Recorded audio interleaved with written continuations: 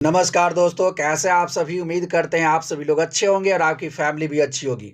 आज की कहानी शुरुआत करने से पहले आप लोगों से रिक्वेस्ट है कि यदि आप चैनल पर पहली बार आए हैं तो इस चैनल को जरूर सब्सक्राइब कर लीजिए, क्योंकि ये चैनल न्यू है और आप सभी लोग के सपोर्ट और प्यार की आवश्यकता है, ताकि इस चैनल के माध्यम से लगातार आपको क्राइम से संबंधित कहानी मिलते रहे। तो चलिए कहानी की शुरुआत करते हैं। अबू धाबी के जेल के अंदर कोर्ट का एक कैप्टन आता है और ये बात 14 फरवरी 2025 की है। एक महिला कैदी जिसका नाम शहजादी होता है उसको बुलाया जाता है और कोर्ट का कैप्टन कहता है कि मैडम, आपका समय पूरा हो चुका है और आपको 24 घंटे के अंदर कभी भी फांसी दी जा सकती है। यदि आपका कोई अंतिम इच्छा है तो उसको बताइए। शहजादी अंतिम इच्छा के तौर पर अपने माता पिता से बात करने की बात कहती है और उसको माता पिता से बात कराया जाता है। जब वो अपने पिता से बात कर रही थी तो कहती है कि शायद ये बात आपसे जो हो रहा है ये आखिरी बात है, इसके बाद अब कभी आपसे बात नहीं हो पाएगी। यानी आप रोइएगा नहीं, टेंशन नहीं लीजिएगा और भारत में आपने जो एफआईआर किया है वकील से कहिएगा कि उसको वापस ले ले। और ये कहकर इमोशनल हो जाती है। तो दोस्तों, आज हम इस कहानी में जानने का प्रयास करते हैं कि आखिर शहजादी जो है यानी फांसी के फंदे तक कैसे पहुंची। तो दोस्तों, ये कहानी की शुरुआत उत्तर प्रदेश के जिला बांदा के थाना जो है मचोन के गांव पड़ता है गोयरा मुंगली, यहीं से शुरुआत होती है।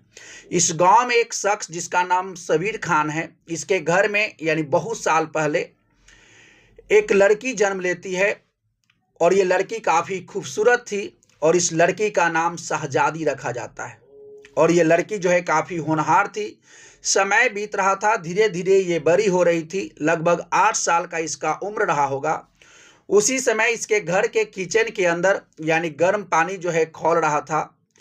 इसके माँ जो है घर से बाहर काम कर रही थी, लेकिन इसको लगता है कि गर्म पानी हो चुका है, अब इसको उतार देना चाहिए। और इस वजह से शहजादी उस गर्म पानी खौलते हुए पतीले को यानी उतारने लगती है, लेकिन हाथ से वो पतीला जो है छूट जाता है और वो गर्म पानी जमीन पर गिरता है और उसका कुछ छींटा जो है शहजादी के चेहरे पर पड़ता है। शहजादी जल जाती है। आनन फानन में इसको हॉस्पिटल में दाखिल कराया जाता है। चूँकि शहजादी का परिवार एक गरीब परिवार है, इस वजह से शहजादी का यानी जो जलन का जो पार्ट था यानी घाव था उसको तो ठीक कर लिया जाता है, लेकिन उस जलन का दाग जो था वो नहीं मिट पाता है। समय बीत रहा था, धीरे धीरे शहजादी जो है बड़ी हो चुकी थी, रिश्ते आने शुरू हो चुके थे। लेकिन रिश्ते इस वजह से टूट जाते थे जब लोग ये जानते थे कि यानी इसके चेहरे पर जो है दाग है। इस वजह से यानी इसका रिश्ता नहीं हो पा रहा था। वर्ष 2020 में जब शहजादी फेसबुक के पन्ने पलट रही थी, यानी फेसबुक के पन्ने पलटते पलटते फेसबुक पर उत्तर प्रदेश के आगरा के मंडी थाना के रहने वाले मोहम्मद उज्जैर से इसकी बातचीत होना शुरू हो जाता है। मोहम्मद उज्जैर से जब ये बातचीत का सिलसिला शुरू होता है, यही बातचीत धीरे धीरे दोस्ती में बदल जाता है। शहजादी अपने बचपन की जो आप बीती थी यानी अपने दोस्त से पूरा बताती है कि किस प्रकार से मेरे साथ जो है बचपन में घटना घटा, जिसके वजह से मेरा चेहरा जल गया और आज जो है रिश्ते आना बंद हो चुके हैं। जो भी रिश्ते आते हैं वो जो है जलन के दाग के वजह से कट जाते हैं। मोहम्मद उजैर कहता है कि यदि तुम चाहो तो तुम्हारा चेहरा ठीक हो सकता है, यानी प्लास्टिक सर्जरी करा सकती हो, लेकिन इसके लिए पैसे लगेंगे। लेकिन यदि तुम पैसे खर्च करना चाहोगी तो तुम ठीक हो सकती हो। शहजादी को मोहम्मद उजैर एक आइडिया देता है कि यदि तुम चाहो तो तुमको जो है हम विदेश भेज सकते हैं और वहाँ पर मेरे जो है फूफा और फूफी रहते हैं जिसका नाम फैज और नादिया है। उनको एक स्टाफ की ज़रूरत है, एक काम वाली बाई चाहिए। यदि तुम चाहो तो तुमको हम विदेश भेज सकते हैं और वहाँ जो तुम पैसे कमाओगी उस पैसे से तुम अपना जो है प्लास्टिक सर्जरी करा सकती हो और फिर से खूबसूरत दिख सकती हो। यानी वो बताता है कि 1 द्रम जो है भारत के 23 रुपया के लगभग बराबर होता है और यदि तुम इतना पैसे कमाओगी तो तुम्हारा सारा स्थिति जो है वो सब सुधर सकता है और गरीबी भी दूर हो सकता है। अब शहजादी इसके बात में आ जाती है और उसके बाद वो जो है विदेश यानी अबू धाबी जाने का फैसला लेती है। और जो है यानी एक दिन ऐसा भी आता है जब शहजादी जो है अबू धाबी यानी विदेश की पहला यात्रा करती है और यूएई के अबू धाबी में वो उसके फूफा और फूफी के यहाँ चली जाती है। उनके घर पर जाकर के यानी काम करना शुरू करती है। यानी उसी दरमियान यानी जब वहाँ पर वो काम कर रही थी, यानी वर्ष 2022 की बात रहा होगा, जब शहजादी उसके फूफा और फूफी के घर में रहना शुरू करती है, उसी क्रम में उसकी फूफी जो है प्रेग्नेंट हो जाती है और जुलाई 2022 में उसके घर में यानी एक लड़का जन्म लेता है।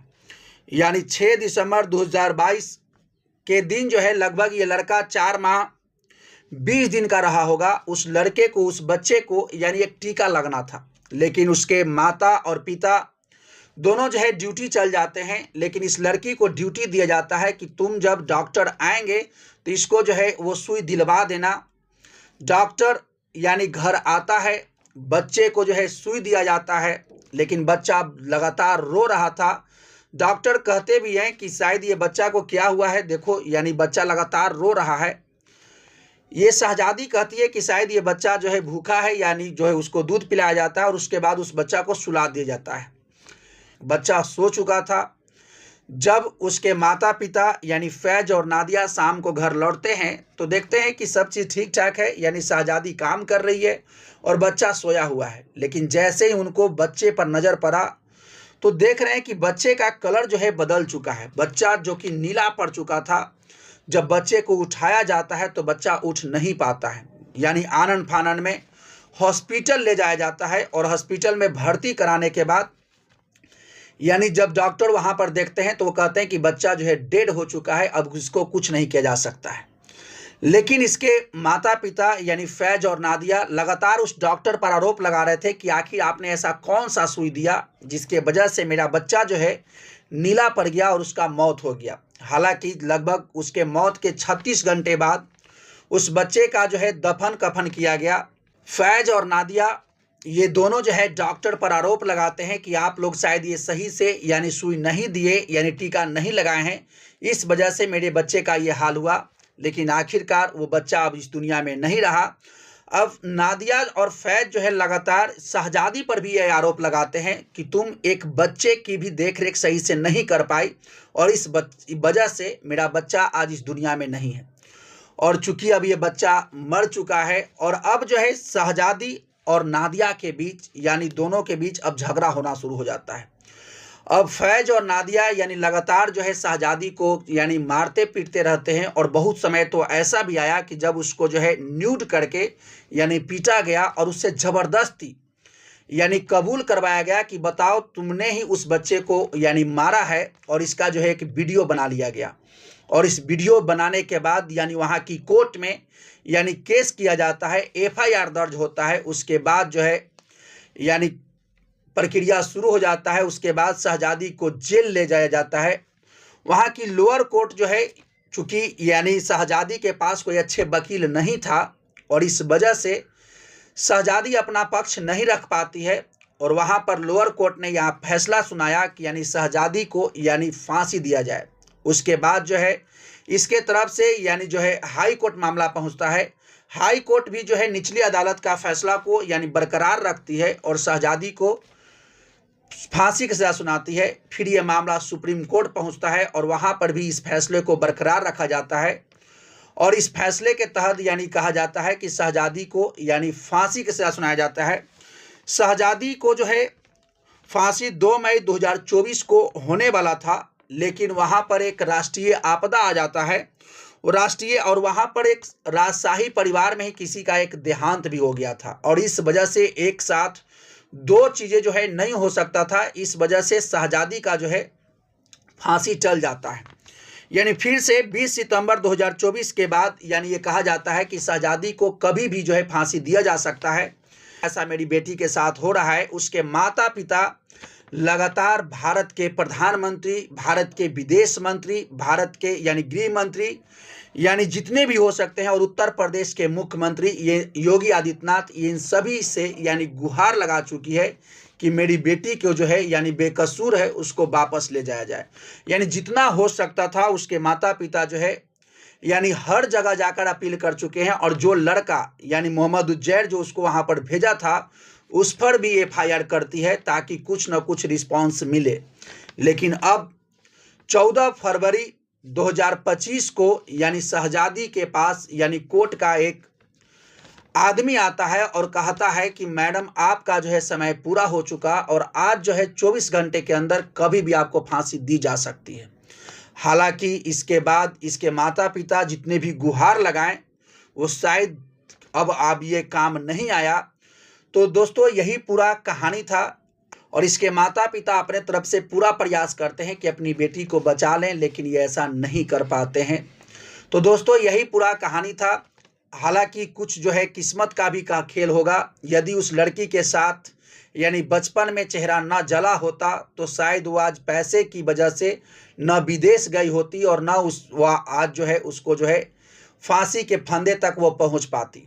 तो दोस्तों यही पूरा कहानी है। यदि आप इसी प्रकार के क्राइम से संबंधित कहानी सुनना चाहते हैं तो इस चैनल से जुड़िए, चैनल को सब्सक्राइब कीजिए। ये कहानी सुनाने का उद्देश्य किसी को हताश करना या परेशान करना नहीं है, बल्कि आपको जागरूक करना है। और यदि आप चाहते हैं कि आपका इस वीडियो में आपका नाम लिया जाए तो यानी कमेंट बॉक्स में कमेंट करके जरूर अपना नाम बताइए, यानी आपका नाम जो है यहाँ से बोला जाएगा, बताया जाएगा। तो चलिए मिलते हैं नेक्स्ट वीडियो में नेक्स्ट कहानी के साथ। तब तक के लिए थैंक यू। जय हिंद, जय भारत।